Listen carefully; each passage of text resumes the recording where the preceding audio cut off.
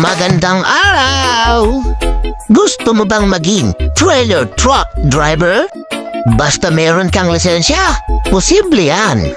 Pero sa ngayon, ang hinahanap na isang malaking kumpanya ay ang mga driver na meron ng Restriction Code 8 or CE sa lisensya at willing ma-assign sa Caboyo, Laguna o sa Caloocan, Manila.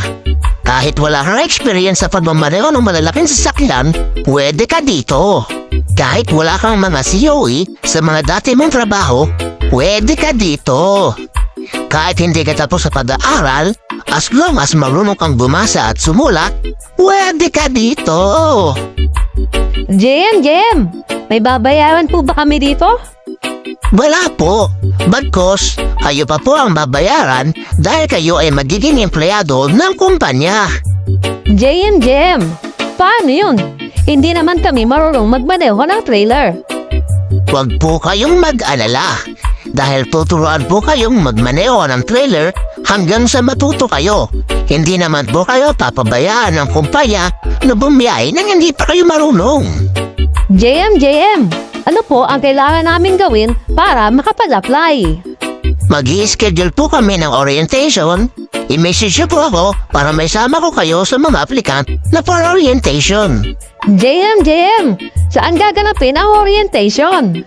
Gaganapin po ang orientation sa garahe ng kumpanya sa Barangay Banlik, Cabuyao, Laguna. Jem! Ano-ano po ang mga kailangan requirements?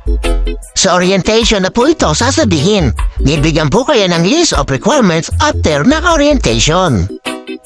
Jem! Magkano po ang posibleng sweldo namin habang nasa training kami? 610 po per day ang magiging sweldo nyo. Jem! Magkano naman po ang sweldo namin kapag bumabiyahe na kami?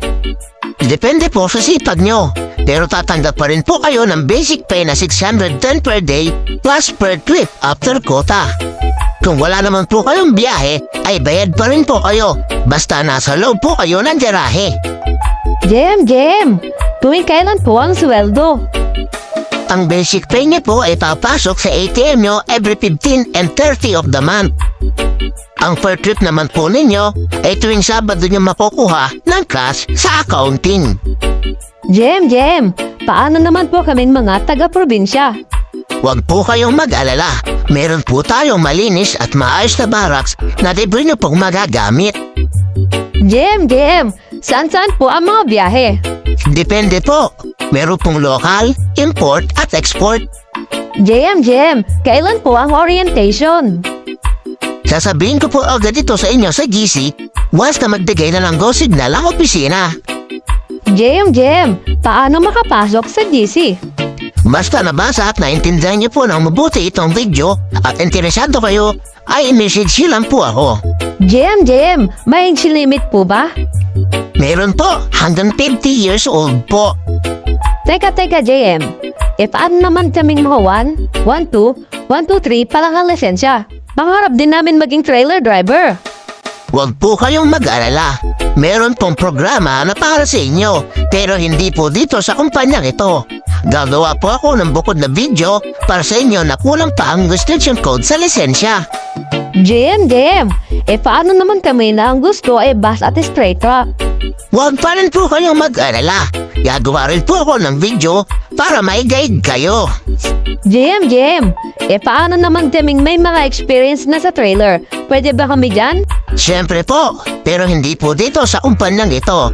Dahil sa ngayon po, uunahin po muna natin ang mga wala po experience para mabigyan sila ng pagkakataon na matupad ang pangarap nilang maging isang trailer truck driver. Pero wag po kayong mag-alala. Gagawa din po ako ng bukod na video para sa inyo. Isang malaking kumpanya rin po ang naghihintay sa inyo. So yun guys, dito ko na sinagot ang mga karaniwang mga tanong nyo sa akin. Sa mga nagme-message sa akin, sana po ay nasagot ko na ang mga tanong nyo dito sa video na ito. Maraming salamat po!